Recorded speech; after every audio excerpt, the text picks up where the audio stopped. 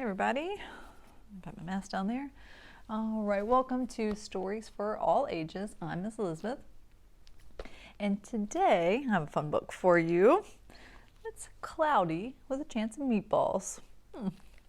This one is written by Judy Barrett. It's illustrated by Ron Barrett, and it's an Anthem publication. That's a division of Simon and Schuster. And I figured since we have all this crazy weather coming in, why not?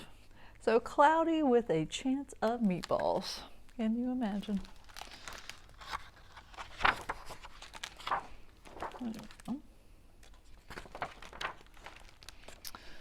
We were all sitting around the big kitchen table. It was Saturday morning, pancake morning. Mom was squeezing oranges for juice. Henry and I were betting on how many pancakes we could eat. And Grandpa was doing the flipping.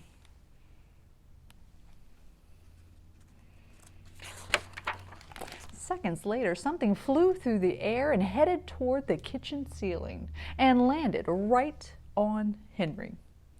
After we realized that the flying object was only a pancake, we all laughed, even Grandpa. Breakfast continued quite uneventfully.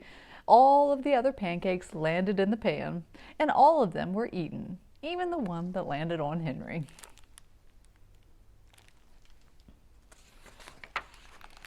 That night, touched off by the pancake incident at breakfast, Grandpa told us the best tall tale bedtime story he'd ever told. Across an ocean, over lots of huge bumpy mountains, across 3 hot deserts and 1 smaller ocean, there lay the tiny town of Chew and Swallow.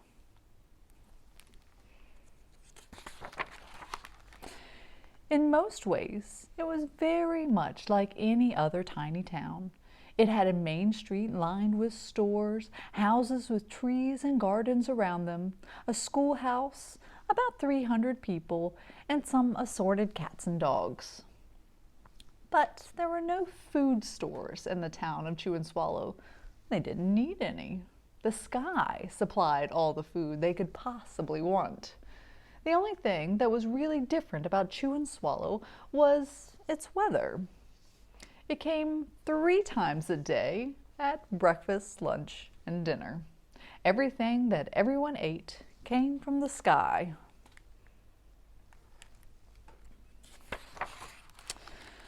Whatever the weather served, that is what they ate. But it never rained rain, and it never snowed snow. It never blew just wind. It rained things like soup and juice. It snowed mashed potatoes and green peas, and sometimes the wind blew in storms of hamburgers.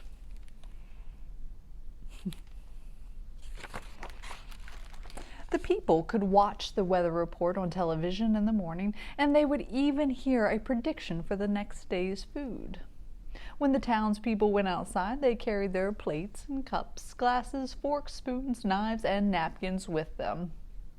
That way they would always be prepared for any kind of weather.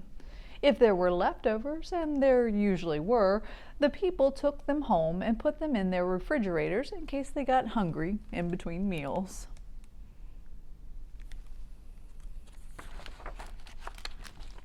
The menu varied. By the time they woke up in the morning, breakfast was coming down.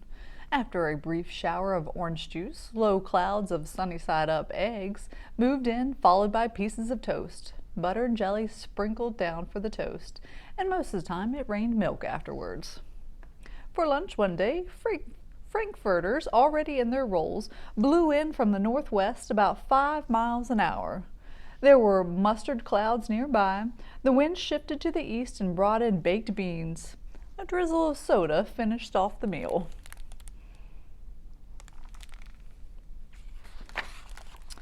Dinner one night consisted of lamb chops, becoming very heavy at times with occasional ketchup. Periods of peas and baked potatoes were followed by a gradual clearing with a wonderful jello setting in the west. The sanitation department of Chew and Swallow had a rather unusual job for a sanitation department. It had to remove the food that fell on houses and sidewalks and lawns. The workers cleaned things up after every meal and fed all the dogs and cats. Then they emptied some of it into the surrounding oceans for the fish and turtles and whales to eat. The rest of the food was put back into the earth so that the soil would be richer for the people's flower gardens.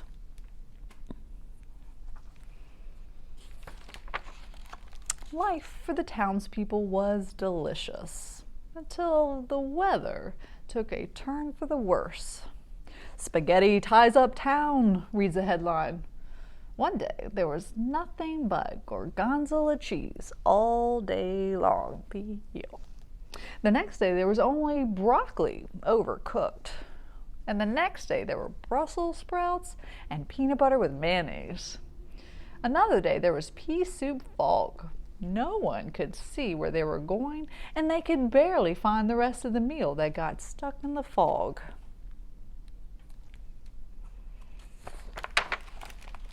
The food was getting larger and larger, and so were the portions. The people were getting frightened. Violent storms blew up frequently. Awful things were happening. One Tuesday, there was a hurricane of bread and rolls all day long and into the night. There were soft rolls and hard rolls, some with seeds and some without. There was white bread and rye bread and whole wheat toast. Most of it was larger than they had ever seen bread and rolls before. It was a terrible day. Everyone had to stay indoors. Roofs were damaged, and the sanitation department was beside itself. The mess took the workers 4 days to clean up, and the sea was full of floating rolls. To help out, the people piled up as much bread as they possibly could in their backyards. The birds picked at it a bit, but it just stayed there and got staler and staler. There was a storm of pancakes one morning and a downpour of maple syrup that nearly flooded the town. A huge pancake covered the school. No one could get it off because of the weight, so they had to close the school.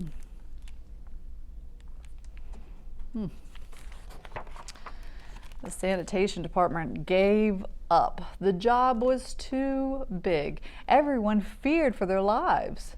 They couldn't go outside most of the time. Many houses had been badly damaged by giant meatballs. Stores were boarded up, and there was no more school for the children. So a decision was made to abandon the small town of Chew and Swallow. It was a matter of survival.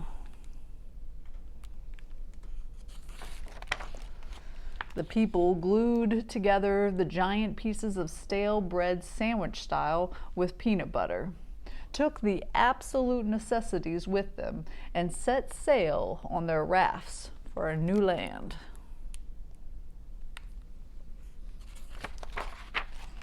After being afloat for a week, they finally reached a small coastal town, which welcomed them. The bread had held up surprisingly well enough for them to build temporary houses for themselves out of it. The children began school again, and all the adults tried to find places for themselves in the new land. The biggest change they had to make was getting used to buying food at the supermarket. They found it odd that the food was kept on shelves, packaged in boxes, cans, and bottles. Meat that had to be cooked was kept in large refrigerators, and nothing came down from the skies except rain and snow. The clouds above their heads were not made of fried eggs. No one ever got hit by a hamburger again. And nobody dared go back to Chew and Swallow to find out what had happened to it. They were too afraid. Well, Henry and I were awake until the very end of Grandpa's story. I remember his goodnight kiss. The next morning we woke up to see snow falling outside our window. We ran downstairs for breakfast and ate it a little faster than usual so we could go sledding with Grandpa. It's funny. Even as we were sliding down the hill, we thought we saw a giant pat of butter at the top, and we could almost smell the mashed potatoes. The end. There you go. Can you imagine? All right, well, I hope you all enjoyed that, and I will see you all next time. Bye-bye.